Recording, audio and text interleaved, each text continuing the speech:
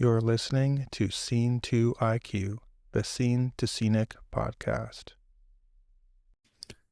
We want to begin by acknowledging that we are currently broadcasting on the traditional territories of the Anishinaabe, Haudenosaunee, and Neutral peoples, as well as the Haldeman Tract, land which is promised to the Six Nations that runs 6 miles on each side of the Grand River. We are grateful to be using this space this evening. We express our gratitude to the traditional and original stewards of this land, and at the time of recording, appreciate the work that the Indigenous organizations such as Crow Shield Lodge are doing right here in Kitchener-Waterloo to include all nations in land stewardship through ceremony and public events. All right, welcome everybody to another episode of Scene2IQ. With me today is a special guest, Cabel Khuu, who is a dynamic and versatile multi-instrumentalist based in the Kitchener-Waterloo region, a first call session musician, and a sideman for over a dozen artists. He has performed to audiences of over 3,000 and made more than 100 appearances in the past year alone. His work spans genres including pop, funk, hip-hop, alternative rock, folk, country, and jazz, and he shares his passion as a jazz guitar instructor at the University of Guelph and through his private teaching studio, mentoring the next generation of musicians. Caleb, welcome to the podcast. Thank you, man. I appreciate it. So grateful to finally get time with you. You're a busy guy, and you play a lot of gigs, and as we heard in your bio, a multi-instrumentalist. So anybody who's seen you in the Kitchener-Waterloo region immediately recognizes your fantastic guitar playing. I guess the first thing I'm interested to find out is, with a multi-instrumentalist, what are the other instruments that you play? Generally, these days, I'm doing a decent bit of sessions, so it's a lot of bass, laying the foundation for tracks. A lot of, various forms of stringed instruments. So, of course, electric is probably my primary instrument, and then I play a lot of acoustic. I play a lot of banjo and a little bit of mandolin, things like that, ukulele when need be. And then I also play some harmonica, too, on some bluesy tracks and stuff. That's really cool. Also really neat that you have your own private lessons, private studio and stuff like that. So as we heard in your bio, and you're helping to mentor the next generation of young artists, what's the most surprising thing you see coming up with the students that you're teaching? Oh, it's really fun because it's I have my own private students that I teach, and then I teach at the University of Guelph. I teach in their jazz guitar program. And so it's really fun to see, the different perspectives of the young people who are super driven and focused to learn this one specific thing. And then the people who are more interested in just kind of the general music culture right now, and from all ranges. I've taught, as young as I think 4 or 5 years old to, 65, 70 plus. Right. And, it's a fascinating thing because music is very universal, and there's different kind of maybe masks or different perspectives that it takes, but the underlying concepts of we all just want to have a good time and play the tunes that we like is kind of the same. And, you learn, after giving probably 1,000 something lessons at this point in my life, you learn that as different as the genre or the person or the whatever may be, a lot of the underlying principles of why they're there with you trying to learn something are the same, and you can kind of connect to that and build off it. So I've been very lucky to have that perspective and that level of experience. For sure. Thank you. And I'm sure it continues to grow. And you get to see the growth of the scene as well. I think I heard you once say, correct me if I'm wrong, something along the lines of you almost see music in color or notes in color. Or help me understand what that concept is. I think that's synesthesia, right? Which is a concept of perceiving, musical. I know some good friends who have real proper synesthesia where they hear certain notes are literally assigned to colors. If they hear a C sharp or something, it'll be blue. I don't think I necessarily have that. I think I use the term colors a lot through the session lens because I've spent so much of my time kind of working with artists and developing arrangements and recordings and stuff in which we're trying to create, almost vibes and moods. And so in terms of colors, I'm thinking creating just how maybe a painting would have a main subject. but around that painting there would be lots of detailed little kind of objects that you can catch your eye on, that you can pay attention to if you'd like, but they're just there to add to that sense of immersion. That's how I think about colors. So whenever I'm saying like adding colors to stuff, I think that's usually what I'm describing. It's like just adding in that little extra je ne sais quoi to make it sparkly, or fit the vibe and the mood of what we're trying to achieve. That's really neat. And we definitely see that in your own playing when you're playing with, just because we're in close proximity right now, like for example, with Joshua Pasqua. You definitely add a little flavor, a little color to things. And, I always admire people who have kind of the full package. What I consider is like being able to rip that crazy solo and, play all the licks, but also knows when to like back off a bit and just gets under it. You know what I mean? Just gives that a little something. So yeah, I think that's a true skill. Something, I'd love to develop myself. Thank you. Yeah. Maybe I should hit you up after this. But yeah, so maybe let's take a step back and find out like more about your musical journey. So like this is where you're at now. You're playing many gigs. We just saw you the other day actually with Clarissa D'Aquino at the Boathouse. Which is another great collab that we see you do frequently around here, and it's always great. Where did this start for you though? Like, did it start on guitar? Did you start on piano? Was like your parents involved in like giving you like an inspiration behind this, or like take us back to young Caleb? How did this all get started for you? So I guess it goes back a while then. So my parents are, I'm Chinese, and my parents were immigrants during the Vietnam War. So we were kind of on the border, and then things got messy. So we came over here in the 70s. And so my parents moved to Jane and Finch. So they spent most of their childhood and into their teenage years living in Jane and Finch, which is a very culturally diverse area, which means that growing up, they were listening to a lot of like R&B and reggae and rap and hip hop and things that in that kind of realm. So once I was born and I was kind of growing up, there was always a lot of that going on in the house. I remember hearing lots of like roots, proper, 60s roots reggae, like Jimmy Cliff stuff, and lots of, hip hop of the era. So, 90s stuff, and, tons of R&B, tons of like late 80s, early 90s R&B, things like that. And then also during that time, country music was really big. So I remember, hearing like Keith Urban and Kenny Chesney and everything kind of in the background. So it's this combination of like a very unexpected mix of genres, maybe. And as I was growing up, I started playing piano pretty young, and I think I was really good at it. But it just never really, I never really wanted to do it. I was always kind of forced to practice. And even though I think I was in like grade 1 and I was in level 4 or something of the RCM. And I feel like I could have in the RCM.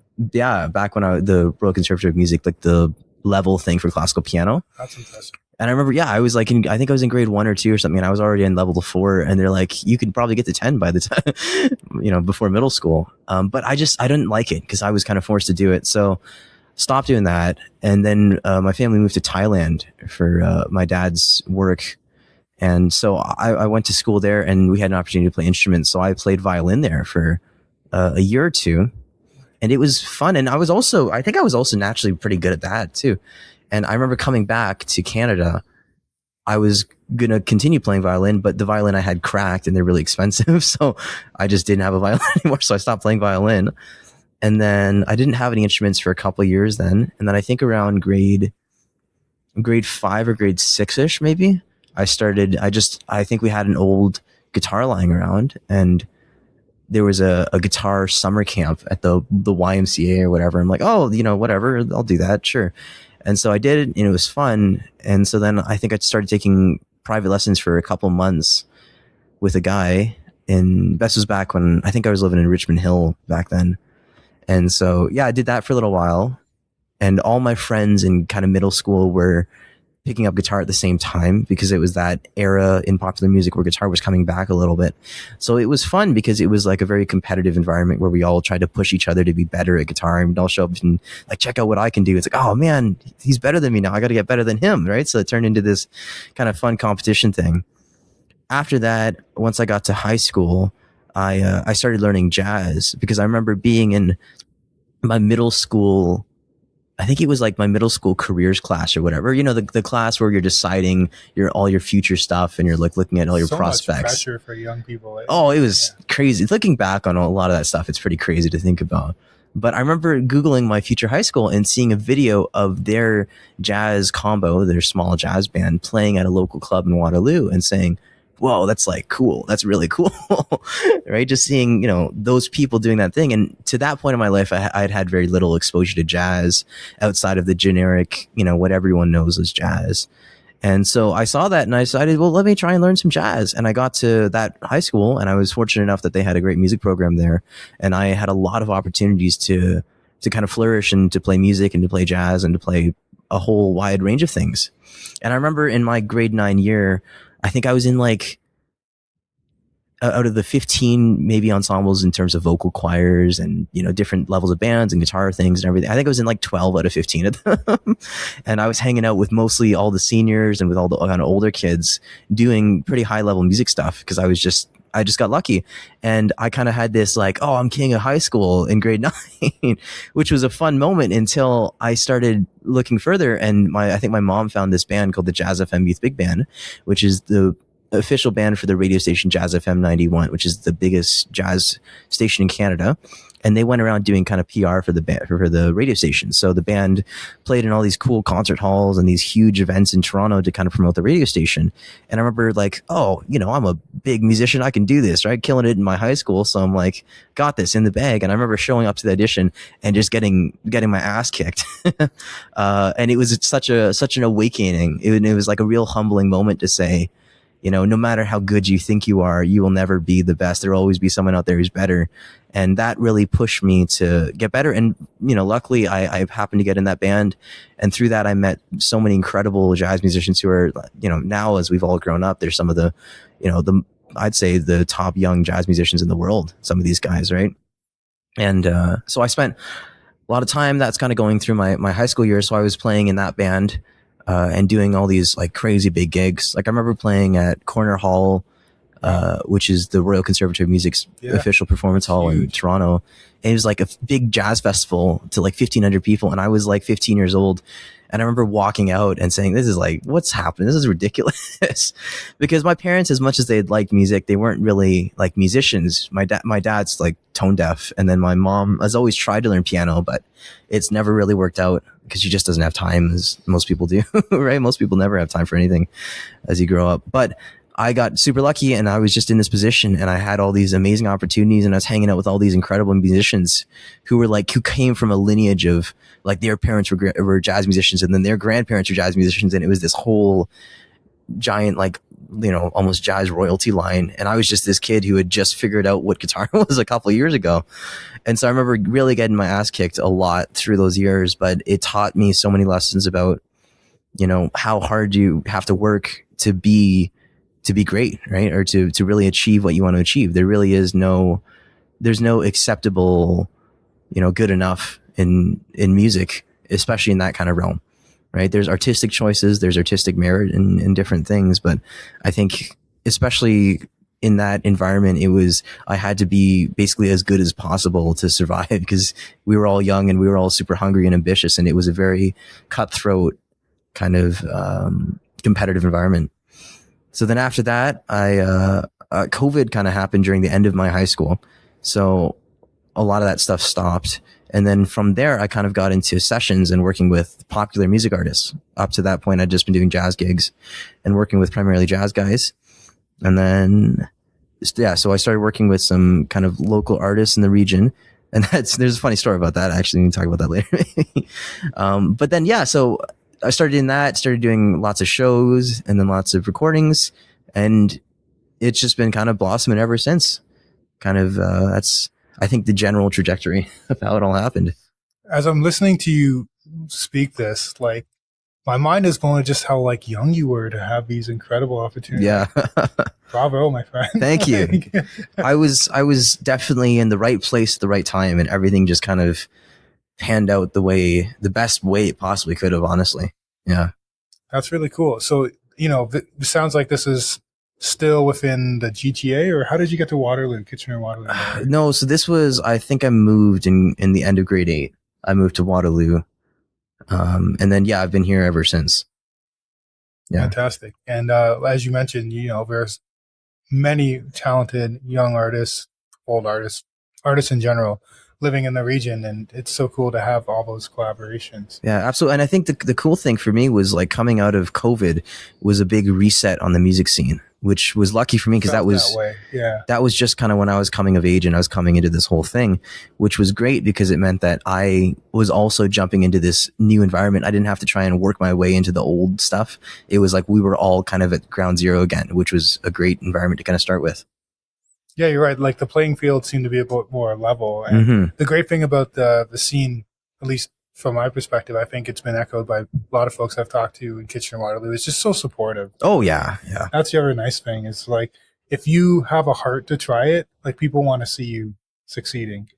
Absolutely. And you talked about that, a little bit of competition, a little bit of drive, a little bit of push. I feel like there's a healthy level of that here, but it's always like in a positive way. Oh, absolutely. Yeah, I think for me, most of that stuff was back when we were still when I was still a kid, and we were all teenagers, so we were super, angsty and competitive and everything. But no, these days everyone's super chill and super supportive of everything. Yeah, absolutely.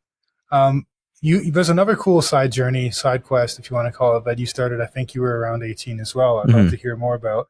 Speaking as a person who's trying to get it more into podcasting and hone my skills. What was your podcast like? Can you tell us how that started and what the brainchild behind that was, and maybe some of the cool episodes, people you got to talk to? I think that was, I think I was 18 or something when I started that. It was a couple years back. And I was approached by Midtown Radio, approached by Dave from Midtown Radio. Great guy. Great organization there. Midtown Radio. This podcast will air on Midtown Radio. Absolutely. Promoting, it's such important work promoting local music and everything.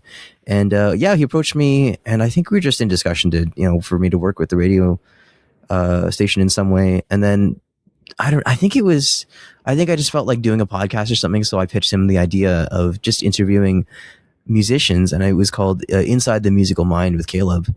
And I had this idea of just sitting down with some musicians and talking about kind of the inside baseball stuff of music that people wouldn't probably get exposure to normally, but trying to break it down in like an accessible manner so you can understand it without having an extensive gigging background the way that I do.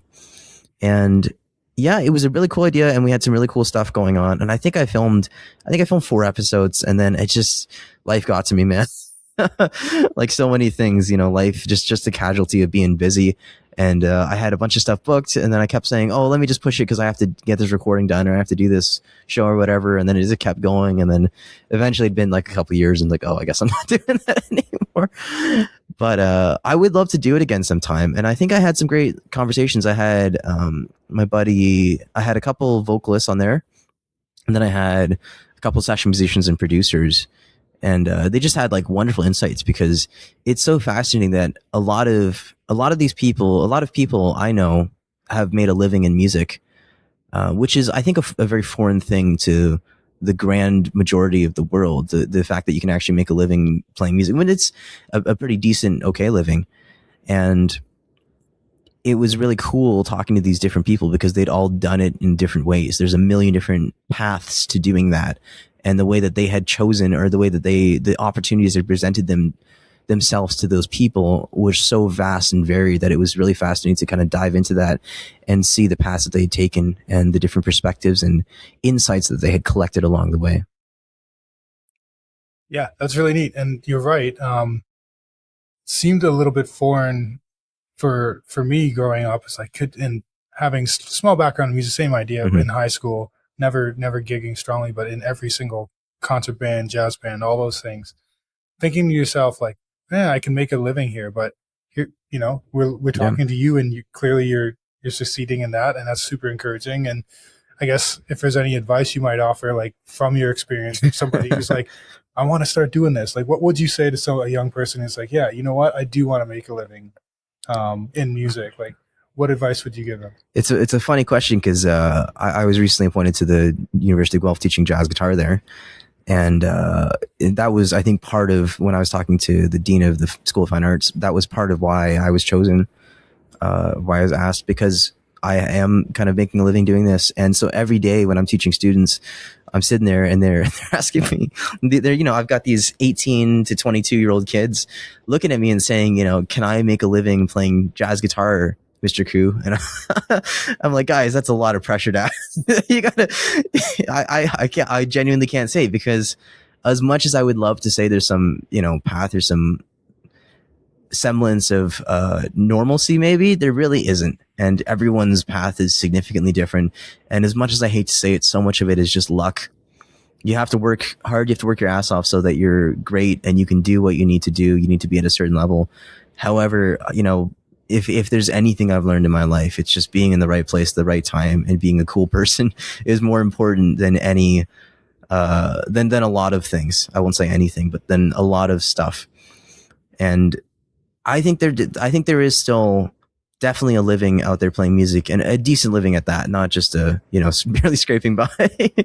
There is a decent living, but you have to be pretty quick-witted and pretty diverse to find it.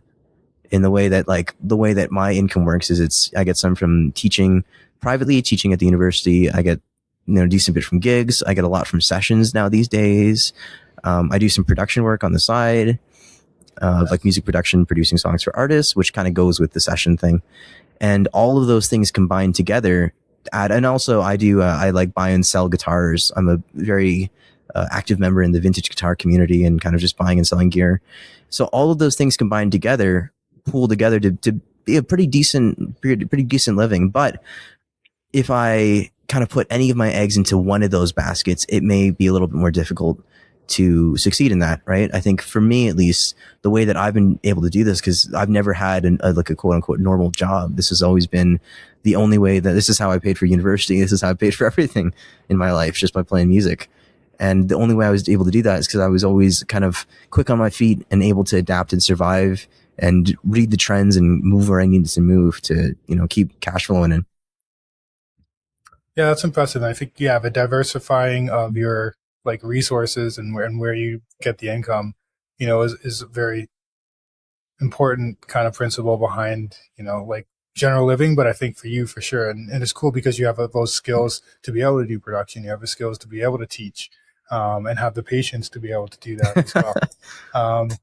Yeah. So I'm curious, as a session musician, maybe for those who are listening to this don't really kind of get the concept of being a session guitarist or whatever, you can't say it's an average, but I'm just curious, what's an average week in the life of a well-oiled session musician, for lack of a better term? Yeah. Generally I'd say I'm working on maybe at least one song a week, usually, maybe up to 4 or 5 at, super kind of busy times. And, sessions vary. Back in the day, sessions are way different than they are now. And I wasn't around, I'm not old enough to know about the back in the day things, but I've spent a lot of time in old clubs talking to older dudes, and they've given me the real rundown of how things used to be over many, many years. And so back in the days, recording sessions, you used to go to someone's place and you used to sit together and you record things. But these days, so much of it's remote because it's just cheaper budget wise and travel wise, and it makes everyone's lives a little bit easier, except artistically, which I'll get into. But yeah, so generally, mornings I'll wake up, I don't like to wake up too early because I'm usually up pretty late. And then I'll just kind of get started warming up, do some practicing, and then I'll open up some tracks and I'll start kind of throwing ideas down. I'll take a look at, usually, I'll set up my templates and then I'll start throwing stuff at the track. And so if it's generally, I'll get sent maybe vocals and acoustic guitar or vocals and piano or something. And then the artist will be like, well, here, can you give me some bass? Can you give me some, vibey, different types of acoustic guitar and different types of electric guitar? So I'll sit down and I'll just start throwing some stuff at the track, and I'll do that for a couple hours. And then usually I take a break and I go do other stuff. I also run a wedding and events company, Southwest Ontario Entertainment. Wow. So, I have to do email stuff for that. And then also just in my own personal life, booking gigs and booking other stuff like that. So I'll be sitting answering emails and doing promotion and marketing and stuff like that. And then generally I go out and I teach in the evenings, and then rehearsals and gigs and stuff like that. But generally during the work days, it's mornings, afternoons, I'll just sit down and I'll kind of have my little Zen room where I have all my guitars around me, and I'll just dial up some sound and I'll just kind of throw some stuff on some tracks. That's impressive. And then you also mentioned by the way, you have a wedding. Yes. Yeah. That's incredible. If you're anything like the guitarist I know, I would include myself too. It's like the right amount of guitars is N+1. Oh yeah. So yep. I'm curious, like bought one this morning. Tell me about it. It's a 1965 Epiphone Howard Roberts. And now people hear Epiphone and because it's like the budget brand now, but back in the day, Epiphone was its own brand that Gibson bought and then turned into its budget brand. So this one, the old Epiphones are equivalent to the quality of Gibson because they're basically made in the same factory as Gibsons before they got all cheap and weird in the 80s and 90s. But yeah, no, it's a great guitar. I love that guitar now. Nice. So aside from your most recent acquisition, what are like your top 3 guitars that you just kind of like just need to have with you on any gig? Ooh, that's a tricky thing because I think I divide my guitars into 2 categories. Like I generally have the vintage stuff that I keep at home and I don't like to take anywhere because it's not fragile, but it's just really expensive. Like those are my investments and they cost, a couple cars worth of money. I think about it like my vintage guitar collection is my down payment on when I buy a house, pretty much, and not even exaggerating a bit. It's kind of ridiculous. So those guitars are like all my stuff from I have stuff from the 40s. I consider through the 40s through like the 60s as kind of my vintage stuff. Incredible. And so I've got a decent bit of that I kind of keep stockpiled away so, no one gets any ideas. And then I have my live guitars, which are more modern. So I've got like an American Professional Strat, but it's a thin line, so it has an F hole in it. And I use that one a lot. And then I think the one that I've become known for the most these days, I have a golden Gretsch. That's the one we saw you playing. Yeah, it's a Gretsch Penguin, and it's got like gold paisley sparkle in it. And I just love it because it's so ridiculous. It's like a ridiculous guitar. It's like something like an Egyptian pharaoh would walk around with. And I love it because every gig I play, the lights hit it and it just explodes with sparkles. But in terms of live guitars, probably my Strat, my Gretsch, and then I've got a Taylor that I use for acoustic stuff. So those are probably my 3 working guitars. But then in terms of vintage stuff, I've got a 1969 Gibson SG Standard, which is the same. It's a couple serial numbers away from Angus Young's SG Standard, from AC/DC, who wrote all those amazing rock songs. So that guitar is a badass guitar. I love that thing. And then I've got a 1967 Gibson ES335. So very nice. Red semi-hollow. I love that thing too. And then I have a 1967 Gretsch 6120, which is a beautiful guitar for kind of nice ethereal patty ambient stuff, which I do a lot of on tracks and live. And so those are probably my 3 favorite vintage guitars. But this new one I bought might edge one of them out. I'm still got to spend some more time with it, but I spent all night playing it. So that's awesome. And what's your like signal chain like when you like, for example, when you're doing the Boathouse gig? Yep. Saw you were doing some loops and stuff, which is super cool. But that's one thing I'd love to actually hear more of in a bit too from you, is because like you can hold your own as a solo guitarist with a vocalist, and you're doing multiple layers. And like honestly, if you had your eyes closed, you might think if there's like multiple guitar players on that stage. You open it up and it's just you. Like, so kudos to that. But also, please tell us, how does that work for you? Like, how do you develop that? Yeah, that was a decision I made early on in my career because it's as an instrumentalist, you get approached to accompany vocalists very often. Like that's probably one of the most common gigs I get approached for is, vocalist plus guitar. And just the 2 things. And that's kind of it can be a difficult situation because at least piano, you have 2 hands. So you can handle a lot more stuff. You can hit some chords on the left and do some solo lines on the right. And it's a more easily, I guess it's more easy to arrange things for that because you have more options. Guitar, you can only have 6 notes at once at most. And then, it's really tough to move things around at the same time as playing chords. It takes a lot of theory and a lot of practice. And so I decided early on that I could try and be some virtuosic guitar player for every single gig, or I could just get really good at using a loop pedal. And so I remember during COVID, especially, I just spent hours and hours just looping chord progressions and practicing on top of them, which helped in a lot of ways in terms of improvising, but also just in terms of developing a feel for the loop pedal. And I think over my whole career, the loop pedal has been a very important thing because it allows you in these environments to create things that are, as you said, kind of unexpected and sound bigger than what they are. And so you combine a loop pedal with an octave down pedal and you can create a whole band, right? I try not to go too cheesy with it because there's a certain level of cheesiness once you get into looping. I try and keep it pretty relatively simplistic, but I like to have sophistication in the few layers that I do. I like few layers, but sophistication in the layers. And then I like to just kind of add them back and forth. And then I find that I keep it stripped back enough that I can live, the live guitar that I have on top of the loop is able to flow and change the vibe freely without being too locked into this is exactly what we're doing. And then I never pre-record any of the loops, right? Everything is always live because I don't like, it doesn't make sense to me. It's like I've been DJing a lot these days recently, and DJing is a very similar thing. Like there's a lot of guys who just like, we got a playlist and they just use the pre-mix, but that's not the spirit of what we're trying to do here. Like we're trying to look at the crowd and we're trying to see, well, what do these people want from me, right? You're trying to read these people and you're trying to, because they paid to see a show. So I'm here to deliver the show. And, I can give them exactly what I want to give them, but that's kind of a selfish thing. And art can be selfish, but in this environment, I just want to I want people to enjoy it, right? I want them to come back to the next one. So if I have the opportunity to be live and to really pay attention to what's going on and tailor and adapt what's going on to that, I'm going to take it for sure.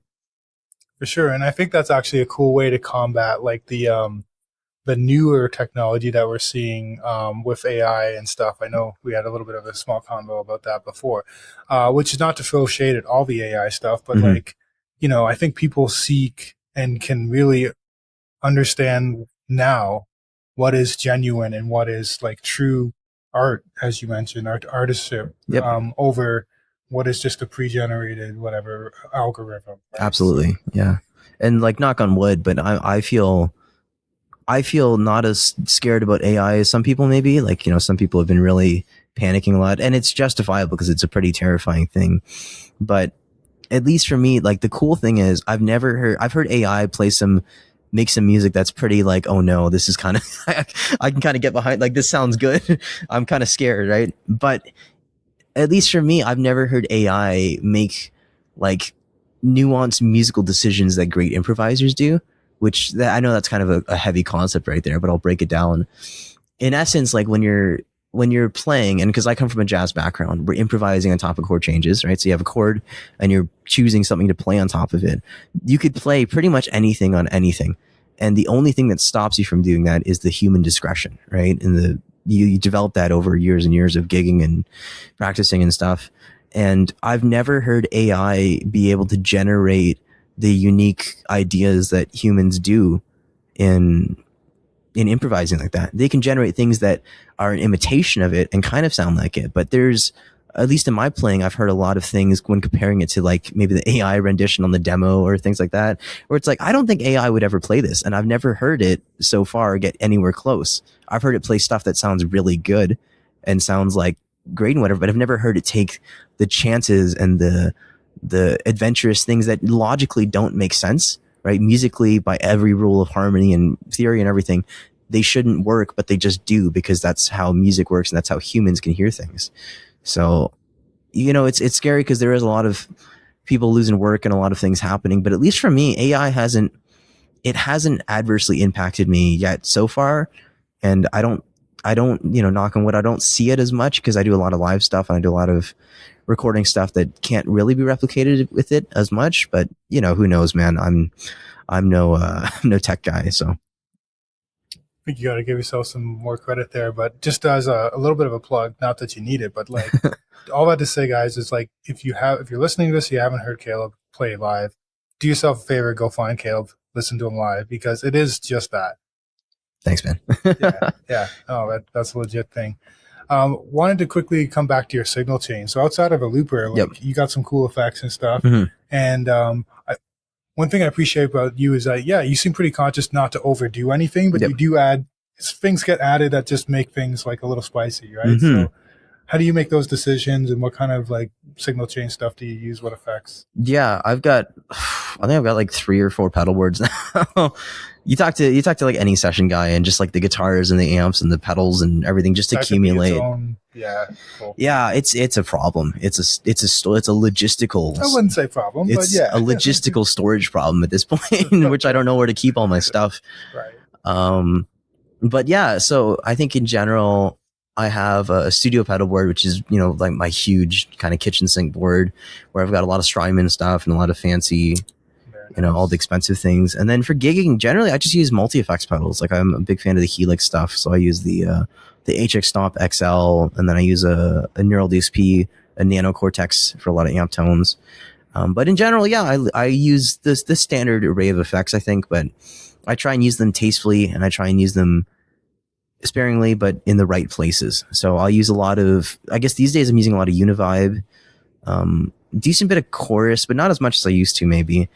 You know, I use a lot of slapback delay, so kind of tape delay sounding stuff. Nice. Strymon does a good job on those. Yeah, I've got a Volante and it's sick. Nice. I love that. Yeah. I love that pedal. Yeah. And then yeah, fancy reverbs, maybe a little bit of wah, so auto filter and you know, proper wah. And then a ton of distortion pedal stuff. Like I think most of my pedal stuff is mostly distortion pedal stuff, because when you're trying to make things sit right, different distortion pedals kind of give you that ability to sit in different pockets in the EQ curve of the mix, right? But yeah, live, I use mostly multi-effects, and I just kind of have a bunch of them that I like there. And then if the mood strikes me, I'll hit them. And I think I've just developed that discretion over years and years of gigging. Yeah, that's really cool. And you're right. Like this could be a whole other conversation. Oh yeah. So, but that's actually kind of neat to hear your perspective of it, and I appreciate that too. I've always been trying to find that sweet spot on the overdrive scale. Yep. And I don't think I've found it for me yet. At least like I get there for like 20 minutes and I'm like, oh, yeah, something different. It took me years and years to get like a tone that I was finally like somewhat happy with. And then even some days it's just like you're trying everything. You're like, it all sounds like shit. Yeah, that's fair. So what's kind of coming up next for you? Like what projects do you have in the works? Is there anything you're looking to release soon? Any special gigs coming up? I mean, I think we mentioned it before, but like, you know, your average week on gigs is pretty impressive. Yeah, it's usually at least 2 a week these days. Yeah, it's pretty good. Yeah. Yeah, I've got a couple things. The biggest one is I've got an EP that I'm almost done writing. Congrats. Yeah, thank you. It's like I'm kind of just fiddling around with the arrangements right now. Most of it's written, and I think we're gonna get into the studio in a couple weeks and try and record that. And then I'm hoping to get it out sometime in May.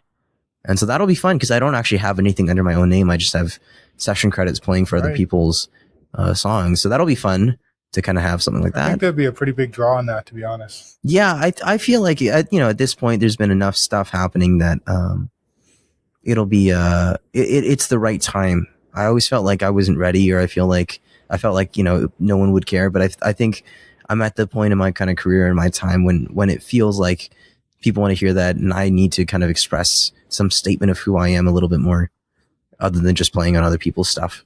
So that's maybe the big one for me right now. But there's a million projects in the works, as always, you know, working with other artists, big shows coming. Like I think this summer is going to be a huge one for festivals and for, you know, I think there's a couple talks of tours with some artists. Feel free to name drop if you want. Well, there's a cool one right now that I'm working with called Heather Russell. And she was on American Idol, and she had a somewhat viral clip because she sang a Katy Perry song better than Katy Perry, and Katy Perry got really salty, and she said, "I think you're all icing but no cake," or something, some super whatever. Because Heather's an incredible vocalist, and she kind of just destroyed Katy Perry on Katy Perry's song. So she went viral for that, and I've been working with her on some stuff and recording on some of hers, and she's dropping a new EP soon, and it is ridiculous, man. She's like one of the greatest vocalists I've ever heard, period. And coming from you, that's a huge compliment because you work with a lot of great vocalists. I do, yeah. I get to see amazing talent all the time, and she is just another level, man. And she's an incredible vocalist and songwriter, and I think she recently got signed to Universal, so there's going to be some big stuff coming out there. So, you know, there's some talks of some shows and stuff happening, but nothing's solid. It's all record label stuff, so it's kind of weird right now. But, you know, looking forward to that. And then just a lot of various, you know, artists kind of kicking ideas around and things like that. And there's always stuff in the works. And for my career the whole time, I've never really been like a steady member of any band. I've always just been the guy that got called for stuff. So I'm pretty used to things being a little uncertain, and it's like a little fun for me because you never know what's going to happen. So I am looking forward. Yeah, I'm looking forward to kind of seeing how the year unfolds. Because if you were to talk to me at the same time last year, I probably couldn't have predicted 90% of what happened that year. So I feel like I'm in the same position right now, but I'm so busy and everything's so crazy that I doubt things are going to get worse. I think they're going to get better, and I think there's going to be a lot of cool stuff happening. So That's super exciting. yeah. Yeah. Do you feel like at any given time, like you'll want to like settle down and have your own, like I know you talked about doing your own P, but Yep. even your own band, because like you said, you're a great session musician. Man, you work with some incredible people, and that must have its own rewards. But like, do you ever feel like at one point you're just going to say, okay, I want to do my own thing, get my own band? Yeah, actually, it's funny because I was playing a gig last week, and it was a snowstorm, so the artist couldn't make it into town. So it was just the backing band, and we basically just did a jam band thing. Like we got up there with no plan, and I just called out chords, and I called out kind of grooves, and we just kind of made it happen. And it was so fun. It was such a good time. And I've done a lot of that because I have played like a couple shows under my own name for like the Waterloo Jazz Festival and the Jazz Room and some, venues like that. And, doing that again, I forgot how much fun it was to just kind of do that. So I think through this kind of EP project, I am going to start up my own Cabel Khuu guitar trio and kind of do Guitar trio. I love it. Yeah, kind of do some of this, like some of the stuff that I hear in my head and some covers and some cool stuff. And I feel like I just need to, I feel like I've always been so busy that I've just pushed it off like a lot of things, but I'm finally getting to the point where I feel like there's a validity in me having my own expression and my own statement. And now is the time. So I'm kind of pushing myself to do that and make time for myself. Which is always important. Yeah, absolutely. Yeah. It's interesting because, I don't know, like maybe this gets a little bit meta, but like being a little bit on the outside and me going to a lot of shows, like it's impressive and well-deserved, but your reputation really precedes you. Like even yesterday, fun tidbit, I was talking to Alyssa DVM on the podcast, and I asked her point blank, like she didn't know that I was going to talk to you today. I asked her, is there anybody she wanted to collab with? Who hasn't? She's like, oh, I'd really love to collab with Cabel Khuu because he's such a good, like, like, so I was like, hey, maybe I can give a little shout out. I feel like you heard it on here, but I don't know. But there you go. So it's just another artist just getting in line. Yeah. to collab with it's you. A funny thing, man. It's like, I'll walk.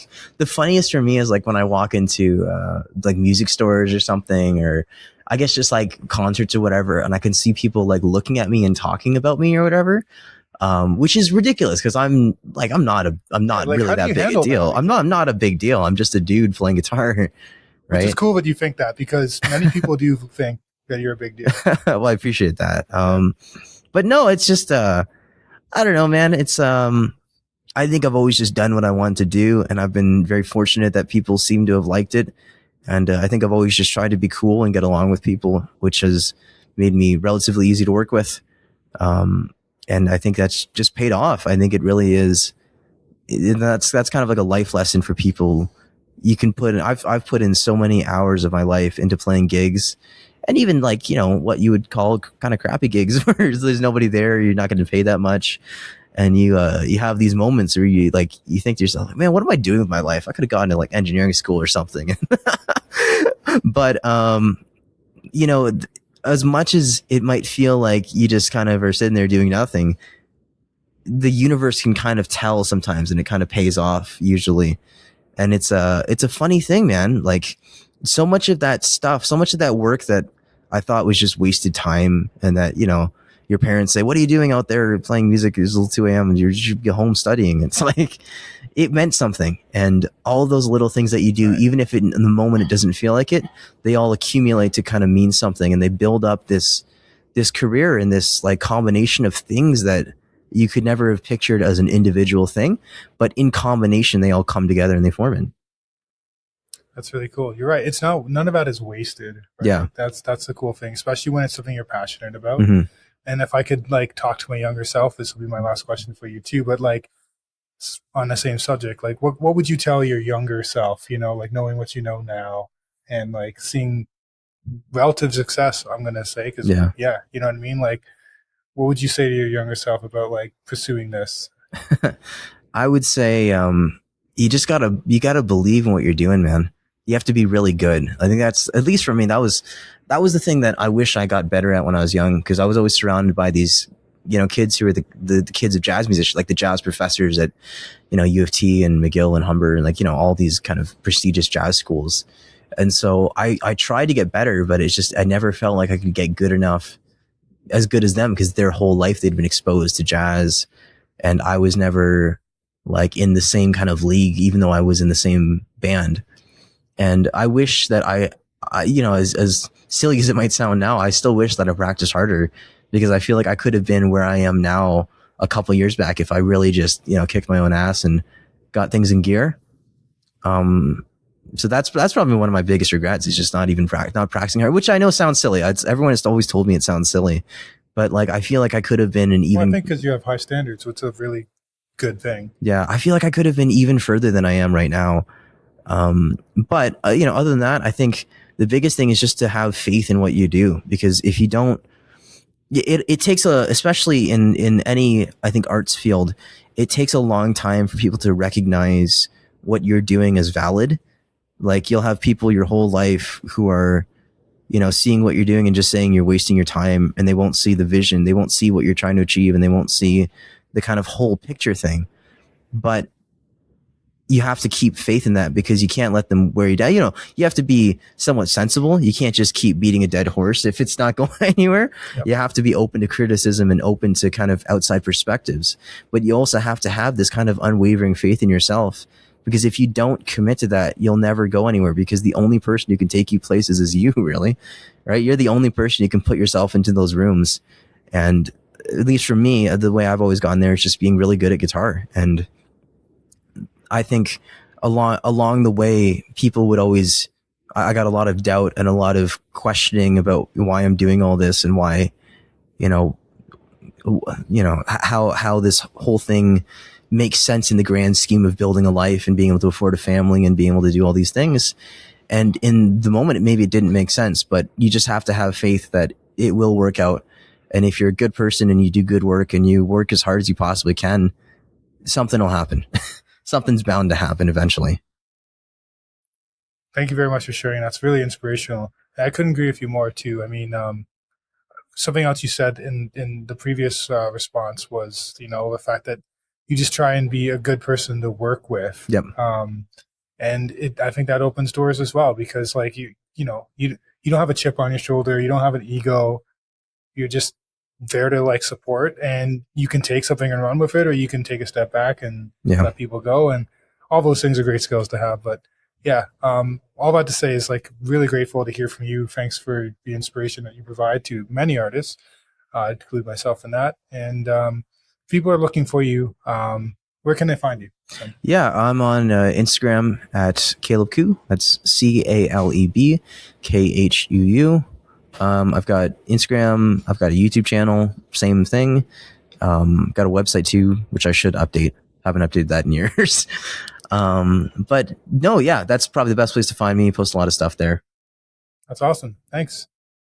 Well, everybody, as I said before, if you haven't heard Caleb yet and you've been listening to this podcast, the next thing you need to do is get on your Instagram and go find him, or check out a local show, check out his music. And I, for one, am looking forward to an upcoming maybe EP. Oh yeah, it's happening. So I can't say when for sure, but it will happen sometime this year. That's amazing. So stay tuned. Caleb, thanks again. Really appreciate your time. Hope you have a great rest of your evening. For everybody who's listening, wishing you well. Take care, and don't stop playing. Thanks for having me, man.